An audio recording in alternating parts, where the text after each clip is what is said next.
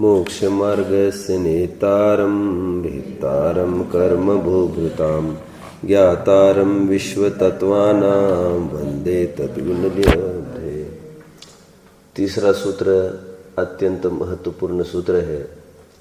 तपसा निर्जरा च। शंकाकार को ये भ्रम पैदा हुआ है कि तप से निर्जरा होती है, और तप मतलब वो ये समझता है अनशन आदि करो तो वो तप है। बाह्य क्रियाओं से निर्जरा होती है, ऐसा वह मानता है। इसके लिए कल हमने कहा था तप दो नहीं है। तप का निरूपण दो प्रकार से होता है।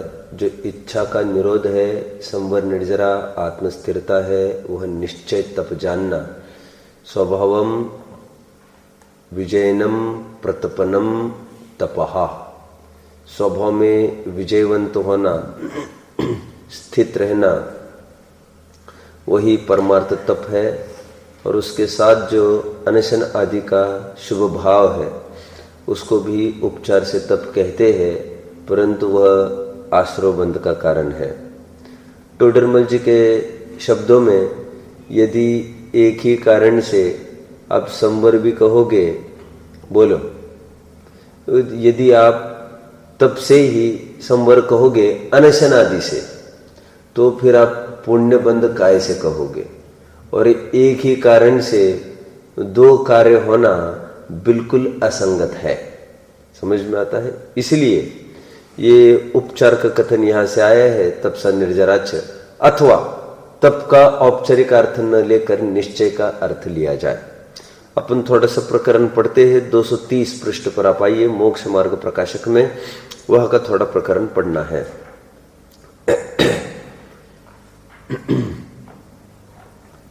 जल्दी। अब देखिए, हाँ,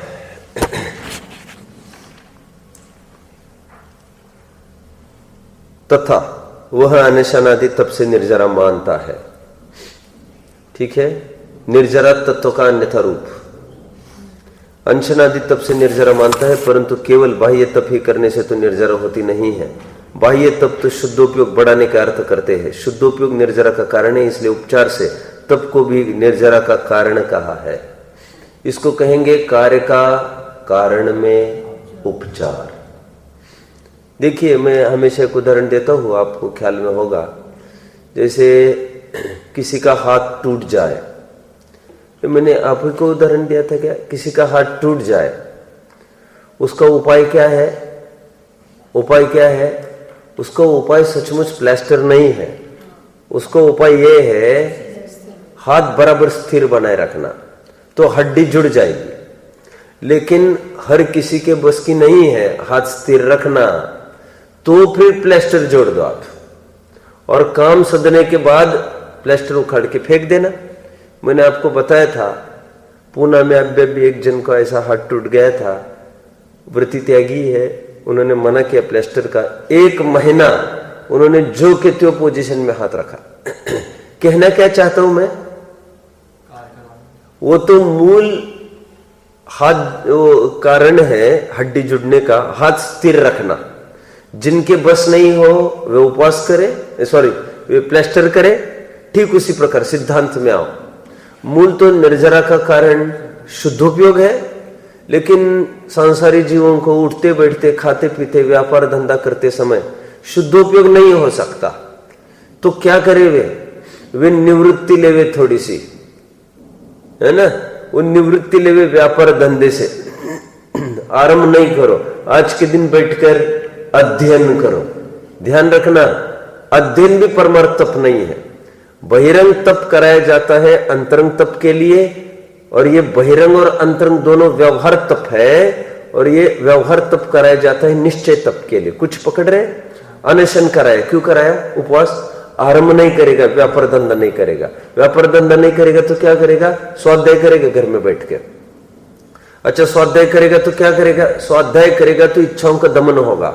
सामयिक में भी बैठेगा, और सामयिक में बैठेगा, बोलो, तो शुद्धोपयोग की प्राप्ति का अवसर होगा। तो ये अवसर प्रदान करता है। कौन अवसर प्रदान करता है? भाई अनशनादि अवसर पैदा करता है, इसलिए उसको भी निर्जरा का कारण कहते हैं। परमार्थ निर्जरा का कारण बोलो शुद्धोपयोग है। यदि शुद्धोपयोगी नहीं हुआ तो क्या काम हुआ? हम कहते हैं ना, नौकरी चाहिए, क्या करना? इंटरव्यू में जाना। लेकिन इंटरव्यू में जाना मात्र उपाय नहीं है, इंटरव्यू में फेल भी हो सकते हो। हाँ, लेकिन इंटरव्यू में जाए बिना काम नहीं होगा आपका। डॉक्टर के पास जाओ, ठीक हो जाओगे। अरे मूल उपाय तो दवा है, लेकिन डॉक्टर के पास जाओगे तो दवा मिलेगी। लेकिन किसी को घर बैठे दवा मिलती हो तो बहुत अच्छा, डॉक्टर के पास मत जाओ। सिद्धांत में कौन घटित करेगा? सिद्धांत में बोलिए। करते बन रहा हो तो वो बाहर ही तब वेरी नाइस, वे नहीं करे आने सनाते, हमको कोई मतलब नहीं उससे। मैंने और एक एग्जांपल दिया था, आपको याद आ रहा होगा। मैंने ये कहा था आपको कि ये चिट्ठी लिखते हैं, छोटे बच्चे चिट्ठी लिखते हैं, हम लिखते थे छोटे थे तब, तो लाइन खींच खींच के लिखते थे एनवेलोप पर। मैंने उदाहरण दिया था आपको, ये लाइन खींच खींच के चिट्ठी लिखते हैं। और बड़े होने के बाद बोलो, लाइन खींचने की आवश्यकता होती है आपको। ब्लैंक पेपर पर हमने कहा लेटर लिखो प्रिंसिपल को, ब्लैंक पेपर पर। अब पहले क्या करेंगे? आड़ी लाइन खींचेंगे क्या? क्यों? आवश्यक नहीं है तो तब क्यों खींची थी, आज क्यों खींच रहे? तब हम कमजोर थे, लाइन खींचना कमजोरी की निशानी थी, वो अनिवार्य तत्व नहीं है। ठीक उसी प्रकार अनशन आदि करना भी कमजोरी की निशानी है।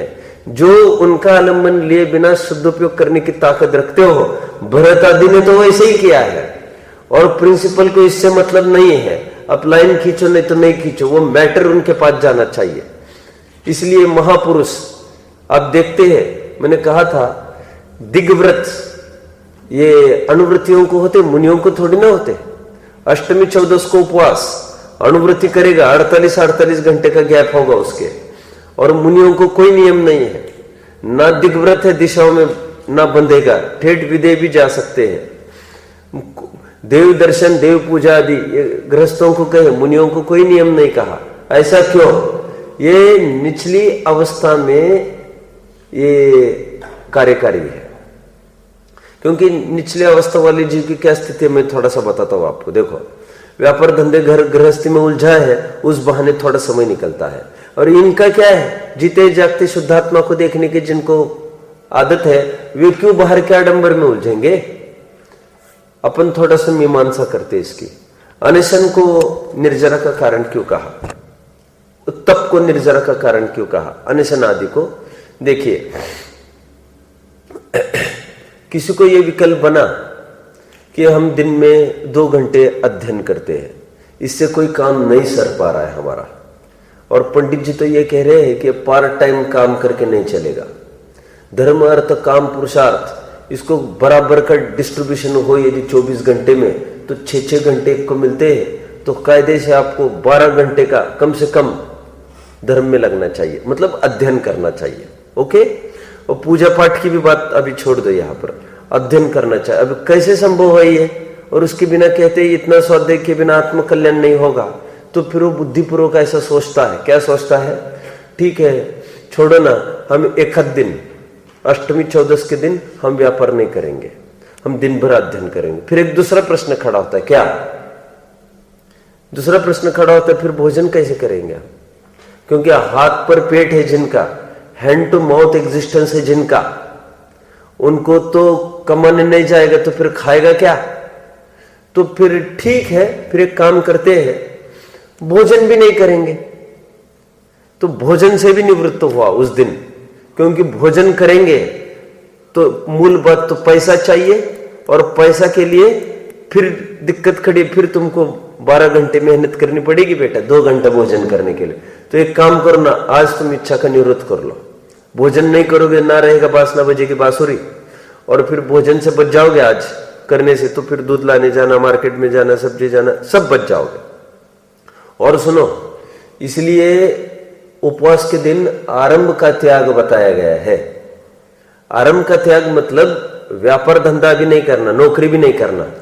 आपको पिछले साल मैंने पढ़ाया था, आपको याद होगा, पुरुषोत्तम उपवास के प्रकरण में मैंने बताया था, वहां पर बताया था पंचानाम पापानाम मलं क्रियारंभ गंध पुष्पानाम स्नानांजननस्यानाम उपवासे परिरतिम कुर्यात्। कितने जन को याद आ रहा है? हमने वहां पर छंद देखा तो वहां पर का स्नान तक नहीं करना, समय मत उलझाओ। अच्छा, माता बहनें रसोई बनाती है तो उपवास होगा ना उनका, कहते तुमने रोटी बनाई तो फिर हमारे बच्चे कहां से भोजन करेंगे? भैया ये तुम्हारी प्रॉब्लम है, तुम इसको लेकिन उपवास संज्ञा मत दो, क्योंकि न खाने का नाम ही उपवास नहीं है, आरंभ का त्याग हुआ होना चाहिए। बोलो। हाँ, वेरी नाइस। विषय कषाय और आहार के त्याग को उपवास कहते हैं, शेष को श्री गुरु लंघन कहते हैं। लंघन बोलो आप उसको, विषय कषाय मात्र आहार का त्याग नहीं। मैंने थोड़े दिन पहले अभी वहां पर रात में अर्थ कर रहा था, गीता के प्रवचन है बहुत अच्छे, वहां पर आहार के त्याग को उपवास कहा। तप की चर्चा चल रही है, आहार के त्याग को तप कहा। वहां पर यह बात रखी है, आहार का त्याग मतलब क्या? आहार मतलब जो ग्रहण किया जाता है, और आहार 6 इंद्रियों के माध्यम से ग्रहण कर रहे हैं भोगी जी। कैसे? भोजनीय आहार नहीं है ये, 5 इंद्रियों के विषय को ग्रहण करना, ये सब भोज्य सामग्री है उसके लिए। तो भोज्य जो भोगने में आए सो भोज्य, वो समस्त आहार का त्याग चाहिए उसके। इसका मतलब विषयों में प्रवृत्ति भी नहीं चाहिए। टीवी देखेगा, ताश खेलेगा तो चलेगा ही नहीं, विकथाई भी नहीं करे, मेहमान आए कैसे है, स्वास्थ्य ठीक है, इतना भी बात करेंगे उपवास टूट जाएगा आपका। इसलिए मैं हमेशा एक बात कहता हूं कि बोलो, चावल का एक कण गलती से उपवास के दिन चला गया, मैंने उदाहरण लिया था आपको पिछले साल 11 प्रतिमाओं में, तो उपवास टूटता दिखता है, लेकिन हमने और नौकर पर थोड़ा बरस गए, क्यों? यहां पर पोछा नहीं लगाया, पोछा लगा लो फटाफट, तो उपवास टूटता दिखता है क्या? मैंने प्रश्न खड़ा किया था, खाया तो उपवास टूटा दिखा, क्यों? आहार का त्याग आपने उपवास माना ना, इसलिए ये दिक्कत है। और परमार्थ से विषय कषाय का त्याग वो उपवास है। तो एक ही विषय रहेगा अभी वैसे, स्वाध्याय, इसलिए वहां पर और प्रश्न किया रत्नकरण शौकाचार्य ने, तो क्या करेगा फिर उपवास के दिन ये जीव? तो वहां पर लिखा क्या,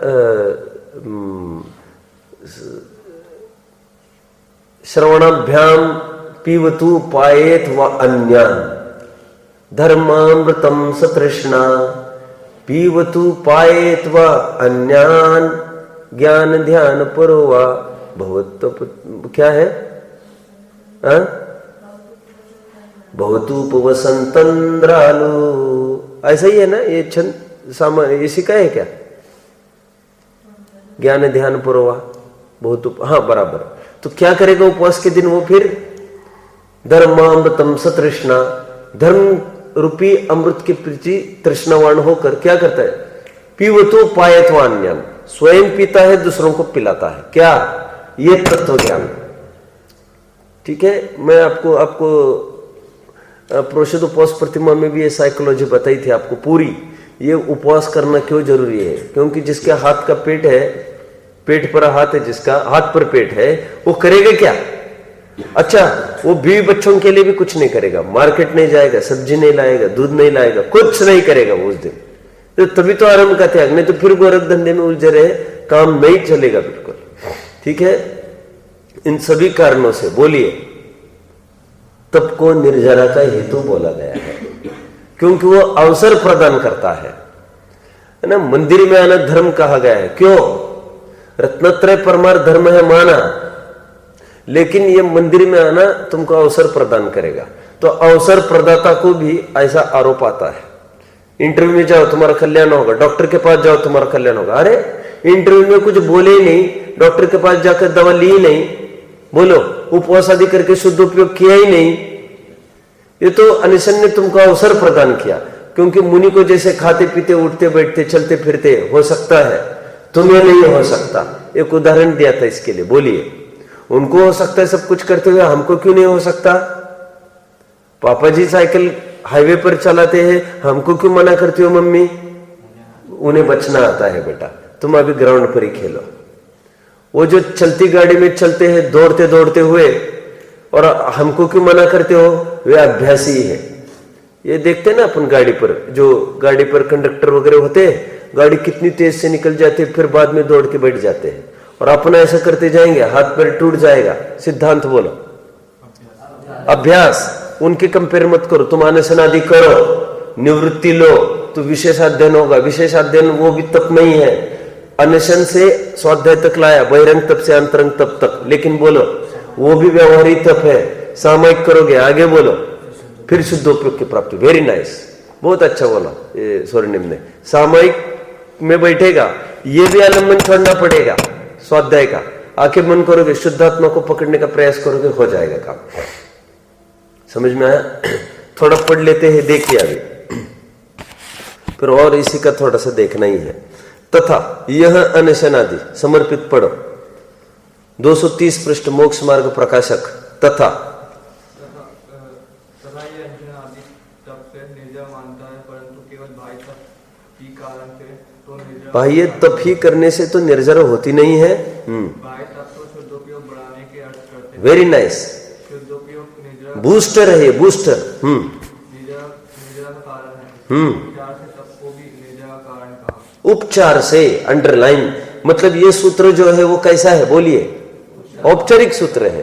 अध्याय कौन सा चल रहा है? संवराधिकार चल रहा है। और उपचार बताना होता कहा बताते? पुण्य आश्रवाधिकार में बताते नहीं इसको। यही तो उपचार का कथन चलता है पूरा। इसलिए तो भ्रांति होती है शंकाकार को। तत्वर सूत्र में संवर के अधिकार में लिखा उसको। देखो, माना महाव्रत को तो आश्रवाधिकार में लिखा, तो उसको समझा सकते भैया तुम व्रत से कहां से मोक्ष मानते हो? व्रत को तो आश्रवाधिकार में लिखा। कितने जन ने बात को पकड़ा? अब यहां पर क्या बोलेंगे? अब यहां पर तो आड़ा खड़ा हो ना, क्या बोल रहे हो? संवराधिकार में लिखा ना, फिर तप को आश्रव अधिकार में लिखा, वो तो आश्रव है ही। अरे भाई साहब, वो संवराधिकार में भी लिखा है तब से निर्जर, वो भी उपचार का कथन है। परमार्थ से वो आश्रव का ही कथन है। और ऐसे जगह जगह जिनवान में कथन फैले पड़े, कैसे छाटनी करोगे? तुमको निश्चय व्यवहार का ज्ञान चाहिए प्रॉपर। ठीक है, चलिए आगे बढ़ो। यदि बाह्य दुख सेना ही निर्जर का कारण हो तो त्रिंचादि भी भूख प्रसादी कहते हैं। तुम एक फिल्टर कर दी क्या लाइन? शुद्धोपयोग निर्जरा का कारण है। अब नहीं, बराबर। यदि बाह्य दुख सहना ही निर्जरा का कारण हो तो तिरंचादि भी भूख तृष्णा सहन सहते हैं। ओके, तो टोडरमल जी साहब अभी शंका कर, एक शंका खड़ी करेगा। वो ये खड़ा करेगा, अरे तिरंचादि जो भोगते हैं वो तो अनिच्छा पूर्वक भोगते, हम तो इच्छा से भोग रहे, और वे अनिच्छा पूर्वक भोग रहे तब भी उनको अकाम निर्जर हो रही है। तो उनको अकाम निर्जर हो रही है तो हमको सकाम क्यों नहीं होगी? प्रश्न सबको पकड़ रहे। कभी अकाम निर्जरा करे भवन त्रिक में सुरतंदर है। अकाम निर्जरा की परिभाषा मैंने बताई थी। बिना इच्छा नहीं थी, इच्छा तो थी खाने की, लेकिन नहीं मिला तो शांति से सहन कर रहे, अकाम निर्जरा। हालांकि तिरंचों के अकाम निर्जरा हो रही, ये भी नहीं कह सकते क्योंकि उनके संक्लिष्ट परिणाम हो रहे होंगे, तो वो भी नहीं होगी उनके। ठीक, अभी क्या कहते देखो। तब वो कहता है, ए बोलो, अक्षत पढ़ो। तब वो कहता है, वे तो पराधीनता से सहते हैं, स्वाधीनता से बुद्धिपूर्वक उपवास आदि योग तप करे उसके निर्जरा होती है। ठीक है, शंकाकार की शंका। अब धर्म बुद्धि क्या है उसको वो जानता नहीं है परमार्थ से। वो शुद्धोपयोग का अर्थ थोड़ी ना धर्म कर रहा है।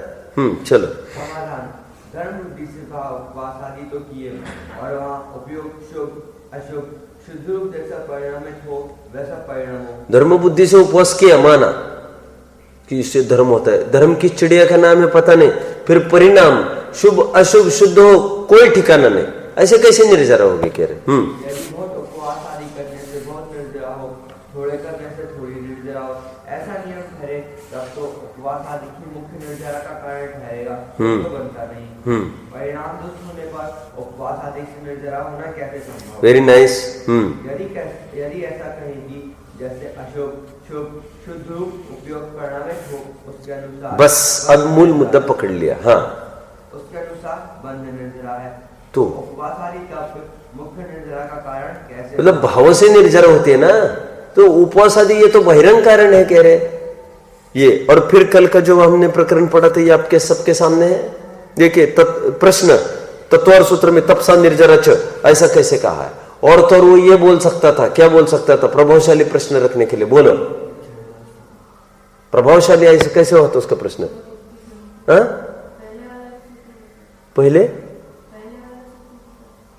और मजबूत तर्क करना हो तो वो ये नहीं लिखता शास्त्र में, वो ये लिखता शास्त्र में संवर अधिकार में तप से निर्जरा कहिए। संवर का उपाय बता रहे ना वे, ऐसा बोलता और, लेकिन ये तो कथन माइल्ड हो गया थोड़ा। तो तप सा निर्जरा चका है। देखो टोडरमल जी क्या कह रहे, अरे भाई शास्त्र में इच्छा निरोध तपा ऐसा कहा है, इच्छा को रोकना उसका नाम तप है। शुभ निर्जरा तत्व संबंधी भूल बोलिए सब, निर्जरा तत्व संबंधी भूल। रोकी न चाह निज शक्ति खोए, क्या?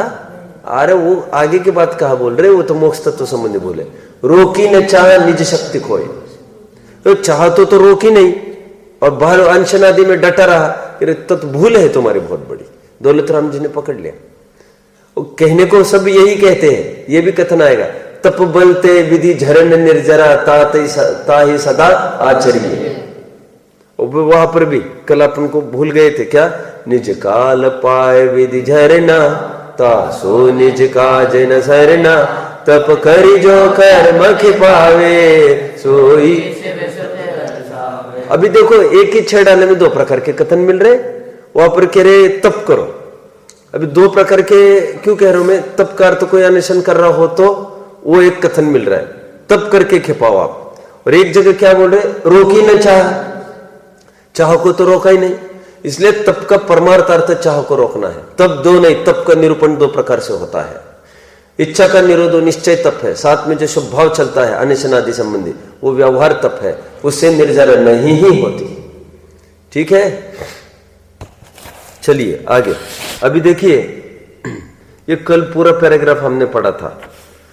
अभी आगे बढ़ने के पहले देखो ये भी पढ़ लेते हैं। ये 231 पेज पर देखिए, यदि ऐसा है तो अन्वेषण आदि को तप संज्ञा कैसे हुई? उन्हें बाह्य तप कहा है। सो बाह्य का अर्थ यह है कि बाहर से औरों को दिखाई दे कि यह तपस्वी, परंतु आप तो फल जैसे अंतरंग परिणाम होंगे वैसे ही पाएगा, क्योंकि परिणाम शून्य शरीर की क्रिया फलदाता नहीं है। फिर आगे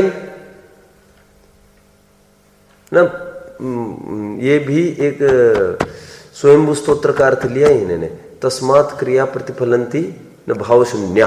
क्या बोला मैंने अभी लाइन, तस्मात् क्रिया प्रतिफलंती न भाव शून्या। स्वयंभू स्तोत्र की लाइन बोली मैंने समंतभद्र स्वामी की, तस्मात् क्रिया प्रतिफलंती न भाव शून्या। भाव शून्य वाले को कोई फल नहीं होता किसी चीज का। तो ये कहकर यहां पर टोडरमल जी ने बात कह दी कि उसको तप क्यों कहा। फिर उसका प्रश्न खड़ा हुआ है, अरे तप इसलिए कहा क्योंकि वो बाहर से दिखता है, इसलिए उसको तप संज्ञा है। और मैंने अभी क्या कहा था, तप संज्ञा क्यों कही उसको, थोड़ी देर पहले कह रहा था, कार्य में कारण का उपचार। कारण का कार्य में नहीं बोल रहा हूं, कार्य का कारण में उपचार। कार्य हुआ तो कारण पर उपचार बैठेगा फिर वो। ठीक है, अभी देखिए और एक बात आ रही है, यहां पर थोड़ा अटेंशन करो। फिर अपन पढ़ेंगे धड़ाधड़। देखिए टोडरमल जी साहब ने बेहतरीन उदाहरण दिया। कहते हैं अन्नम वही प्राणा, अन्न ये प्राण है। ऐसा सोचकर कोई अन्न का खूब संग्रह करे गोडाउन में और खाए ही ना, मतलब क्या नहीं माना उसने, अन्न को तो प्राण माना, लेकिन 5 इंद्रिय मन वचन का आयु श्वासोच्छ्वास इसके प्राण की स्वीकृति नहीं हुई है उसको, वो तो मरेगा। अनाज स्टोर करने पर भी मरेगा। अन्न को प्राण कहा, वो इसलिए कहा कि वो इंद्रियों तक पहुंचे, इसलिए कारण का कारण कहा उसको। मूल कारण कौन है प्राण का? 5 इंद्रिया, आयु श्वासोच्छ्वास। प्राण मतलब जीवंत रहना, उसका कारण कौन? ये 10 प्राण। और इस 10 प्राण का कारण अन्न, फिर अन्न का भी कारण पैसा, तो उपचार से पैसे को भी प्राण कहेंगे।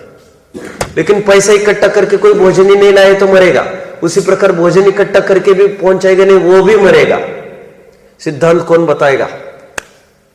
सिद्धांत। इसी प्रकार अन्नम वही प्राणा, बोलो सूत्र बोला अभी यहां पर, अन्नम वही प्राणा, बोलो अनशन वही निर्जरा, अनशन से निर्जर। लेकिन अन्न को स्टोर हाउस में रखकर इंद्रियों तक नहीं पहुंचाएगा, मतलब अनशन आदि करके यदि शुद्धोपयोग की प्राप्ति नहीं करेगा निर्जरा नहीं होगी तुम्हारी, मर जाओगे तुम। उपवास आदि करके भी, अन्न संग्रहित करके भी मरोगे। अन्नम वै प्राण का अर्थ तुमने नहीं समझा। अन्न को प्राण कहा, वो 5 इंद्रियों के प्राण की तरफ से कथन है, सापेक्ष कथन है। जीजा के जीजा को जीजा कहना, ऐसा कथन है। और जीजा के जीजा की तो इतनी बड़ाई करने लग गया। जीजा के जीजा को क्या कहते हैं आप लोग? जीजा के जीजा को क्या कहते हैं आप लोग? जीजा ही तो कहते हैं। और कितनी जी उजरी करनी पड़ती जीजा जी के पहले जी और बाद में जी, 2 बार जी आ रहा है। क्या कहा? मैं क्या कह रहा हूं? जीजा के जीजा को क्या बोलते हैं? जीजा कहते हैं। मामा के मामा को क्या कहते हैं बताना? मामा। मामा के मामा को मामा कहते हैं। अब देखिए, अरे ठीक है नाना बोल दो, क्या दिक्कत है? मैं तो एक उदाहरण दे रहा हूं आपको। चाचा के चाचा को क्या कहेंगे? अब फिर आप दादा कहेंगे, तकलीफ है सब बोलने में। मैं ये कह रहा हूं कि जीजा के जीजा को जीजा कहते हैं, लेकिन ये जीजा ये कहना और फिर मूल जीजा को छोड़कर उन्हीं के पीछे लगना, जी उजरी उनकी करना, क्या होगा? तकलीफ होगी फिर तुमको। देखो कुछ प्रकरण पढ़ेंगे। यदि ऐसा है तो अनशन आदि को तप संग क्यों हुई? ये हो गया। यहां फिर प्रश्न है कि शास्त्र में तो अकाम निर्जरा कहिए, वह बिना इच्छा के भूख प्यास आदि सहने से निर्जरा होती है, तो फिर उपवास आदि द्वारा कष्ट सहने से कैसे निर्जरा न हो? मुक्ति पढ़ो अभी धड़ाधड़।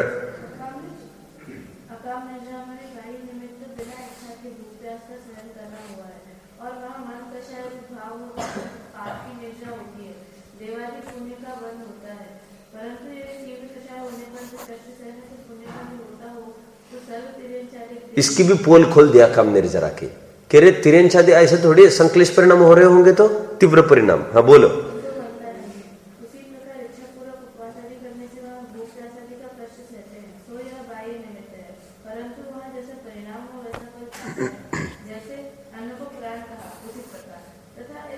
अन्न को प्राण का पूरा खुल गया मैटर। हाँ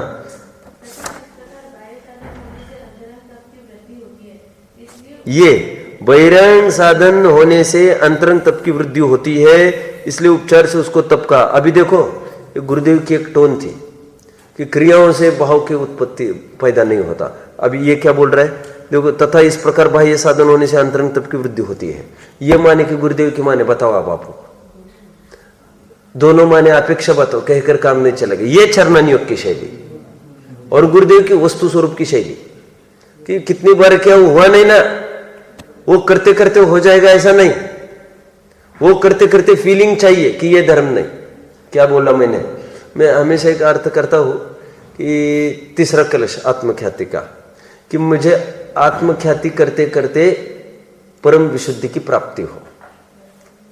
क्या क्या लिखा? मम परम विशुद्धि शुद्ध चिन्मात्र मूर्तेर भवतु समय सार व्याख्यायैवानुभूते। मम परम विशुद्धि ने हो गया। अरे मैं गलत बोल, पर परिणति हेतुर मोहनाम नानुभावा द्रविरत मनुभाव्य व्याप्ति कलमाशिताया। मम परम विशुद्धि शुद्ध चिन्मात्र मूर्तेर भवतु समय सार व्याख्यायैवानुभूते।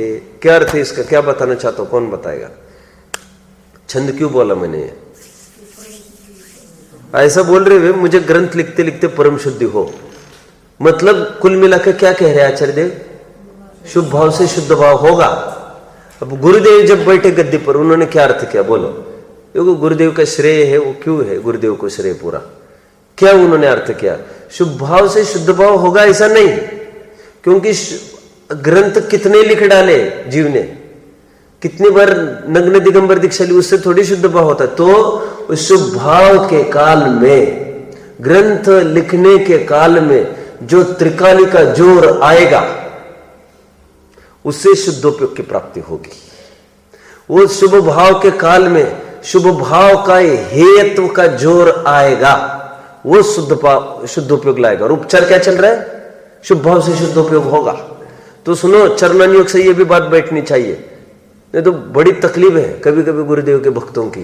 वो यहां तक बोलने में ये ऐसे कैसे हो सकता है? बाह्य साधन से अंतरंग तप की वृद्धि कैसे हो सकती है? अरे चरणान योग का कथन है। चलो परंतु बोलो मुक्ति,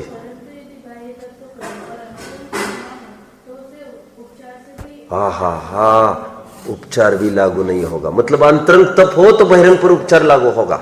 इसलिए मैं हमेशा एक बात कहता हूं ना, ये भी उपवास कर रहे, ये भी उपवास कर रहे, सब उनके उपवास तो निर्जरा के कारण है, और हम उपवास कर करके थक गए, हमारा उपवास निर्जरा का कारण नहीं है। बोलो समाधान।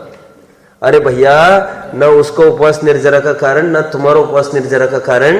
बोलो, निर्जरा का तो उसका तो शुद्धोपयोग कारण है, लेकिन उसका उपवास सहचर होने से अंदर का मूल माल है, इसलिए छिलके को भी केला बोला, दल ही नहीं है। उस छिलके को केला कौन कहता है? कचरा है, कूड़ा है। उपचार है उसके उपवास पर भी, अंदर माल चाहिए। चलिए पढ़ो आगे। कषाय विषय आहारो, कषाय विषय आहारो, क्या क्या कैसा है पड़ेगा? विधीयते उपवास विज्ञेय शेषम लंघनकम विदु। पढ़ो।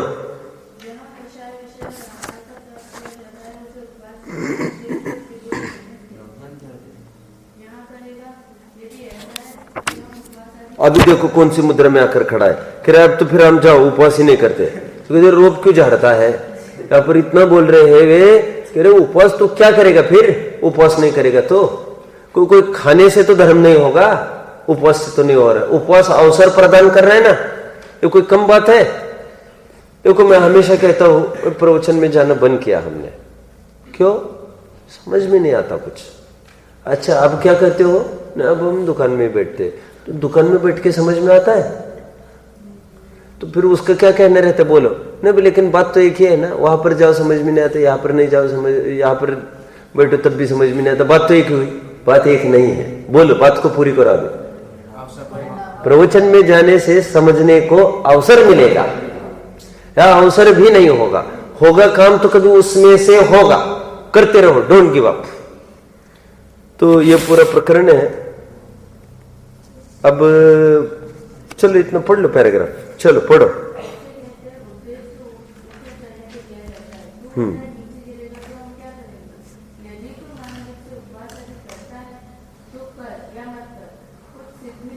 कर या मत कर, कोई सिद्धि नहीं है। कैसी बात करते हैं?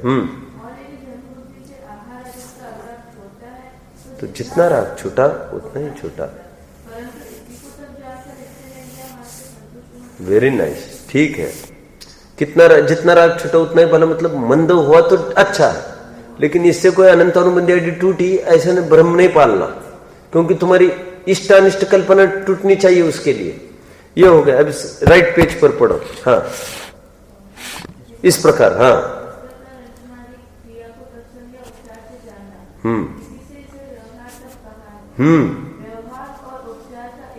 Very nice.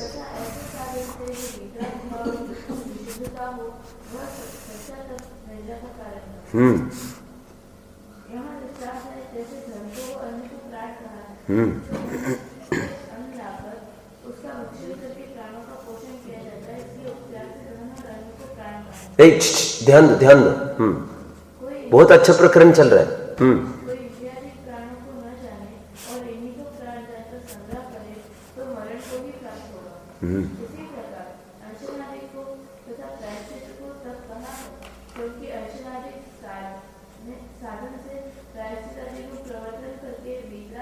देखो, अंशनादि साधन से, बहिरंग तप के साधन से अंतरंग तप में करके, अंतरंग तप में प्रवर्तन करके फिर निश्चय तप रूप सत्य तप का पोषण किया जाता है।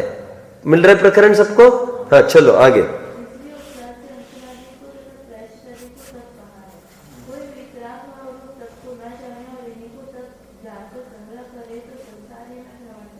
Very nice.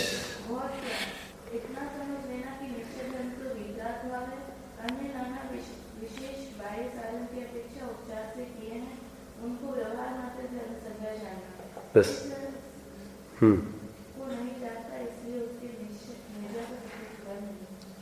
समझ में आ रहा है पूरा प्रकरण? अभी यहां एक पैराग्राफ 232 का पढ़ो, नीचे का पैराग्राफ देखो, देखो, पढ़ो। हाँ देखो चतुर्नुष्ठान वाला शास्त्राभ्यास आत्मचिंतन आदि कार्य करे, वहाँ भी निर्जरा नहीं, बंध भी बहुत होता है। और पंचम अनुष्ठान वाला विषय सेवन आदि कार्य करे, वहाँ भी उसको गुण श्रेणी निर्जरा होती रहती है, बंध भी थोड़ा होता है। तथा पंचम अनुष्ठान वाला उपवास आदि या प्रायश्चित आदि तप करे, उस काल में भी उससे निर्जरा थोड़ी होती है। और छठे अनुष्ठान वाला आहार आदि विहार आदि क्रिया करे, उस काल में भी उसे निर्जरा बहुत होती है तथा बंध उसमें भी थोड़ा होता है। कितने जन बात को पकड़ रहे हैं? आहार करते समय ज्यादा निर्जरा हो रही मुनि को, पंचम गुणस्थान वर्ती शुद्ध उपयोग में बैठा होगा, उसकी अपेक्षा भी ठीक है। तो गुणस्थान अनुसार काम है, शुद्ध के अनुसार है, कोई भोजन करना न करना कोई मायने नहीं रखते। यहाँ पर रायमल जी ने बहुत अच्छा लिखा है कि रे कोई धूप में बैठेगा तपस्या आदि करने, तो कह रहे बेटा कर्म तो नहीं झरेगा, पसीना बहुत झरेगा इससे और तकलीफ होगी तुमको। समझ में आता है? सहज में ही उन्होंने आलम्बन लिया, जैसे मैंने बात कही थी, वो लाइन खींची है वो स्ट्रेट रूप में लिखने के लिए, और वो कमजोरी मानकर लाइन खींचे तो आपत्ति नहीं है, लेकिन लाइन खींच खींच कर रखे और लिखे तो कुछ ही नहीं, अथवा फिर भी टेढ़ा वेढ़ा लिखता रहे, तो फिर उसको क्या कहेंगे? आप समझ रहे मेरी बात को? तो लाइन मात्र तो कुछ नहीं ना, उसके लिए नहीं साहब हमने लाइन भी माने, उसके लिए कुछ ना कुछ एक्स्ट्रा मार्क्स दे दीजिए एक, तो फिर कैंसिल करेंगे कि तुमने सहारा लिया है। हम तो इतना बोल रहे सहारा लो नहीं लो, तुम तो काम करो, और तो एक्स्ट्रा पॉइंट सहारा लेने का फिर तो माइनस पॉइंट करना पड़ेगा। वैसा की लेके जो चलता है क्यों सब, वो भी चल के आए हम भी चल के आए, हमारा विशेष कंसिडरेशन करे, हम वैसा की लेके आए, वैसा की समझते आप? तो माइनस पॉइंट करेंगे फिर तुम्हारा। ये तो बहुत अच्छा है, शुक्र मानो किसका कि हम तो ये देख नहीं रहे तुम सहारे से आए कि बिना सहारे कि तुम तो आया, हमारा काम हो गया। ठीक है, चलिए ये क्या खटपट कर रहा है? अभी जग गए कि ये? चलो ये हम कहां तक आए? बस नहीं लिया आपने, नहीं पढ़ा, बस इसमें नहीं है। कौन सा विषय कैसे वाला?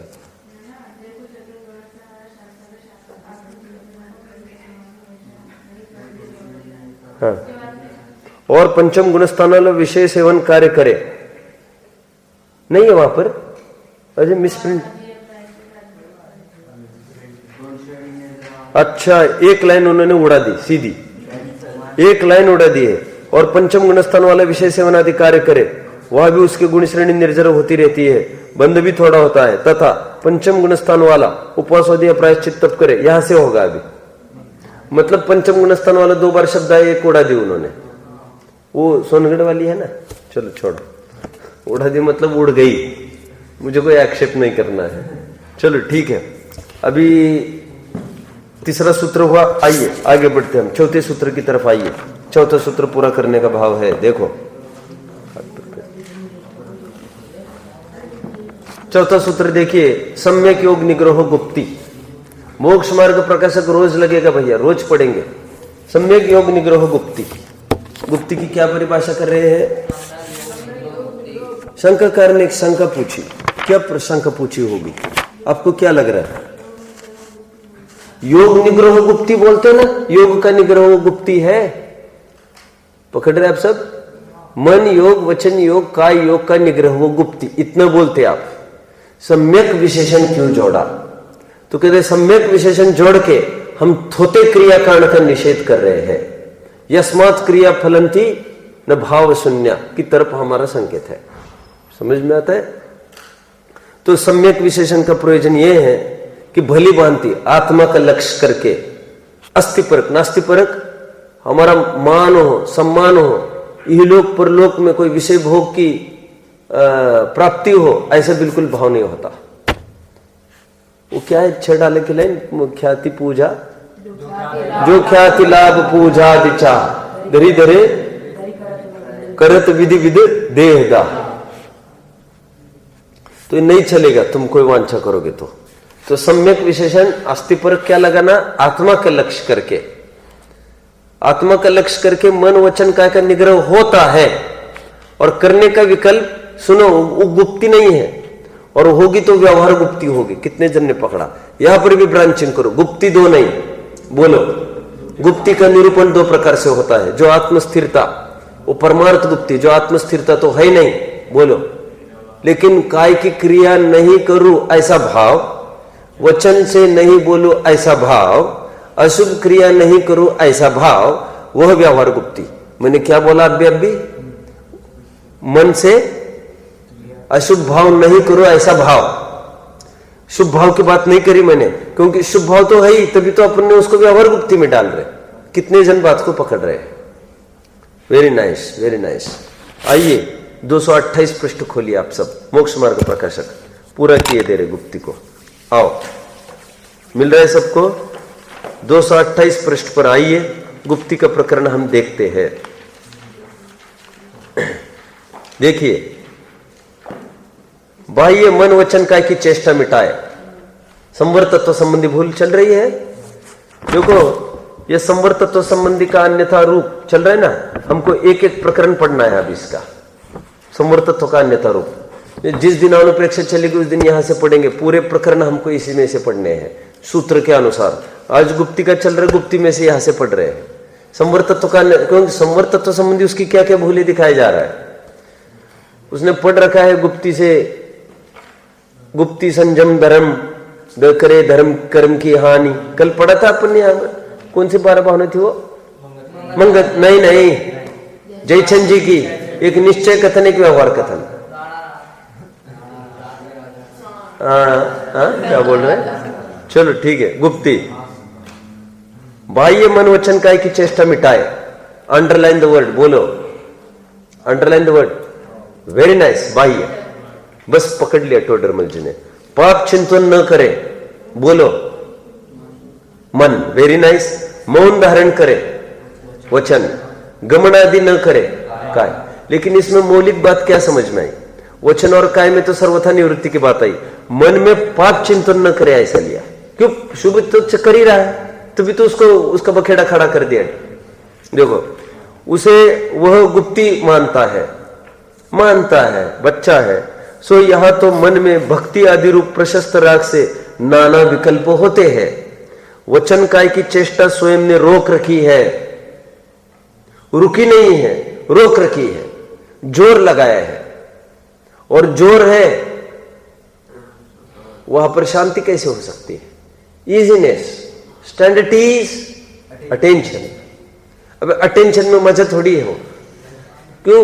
राइफल लेके खड़ा रहना पड़ता है। स्टैंडर्डीज, इजी रहो, आगे इजी रहो। तो वो ईज में नहीं है खड़ा, जोर लगा रखा है।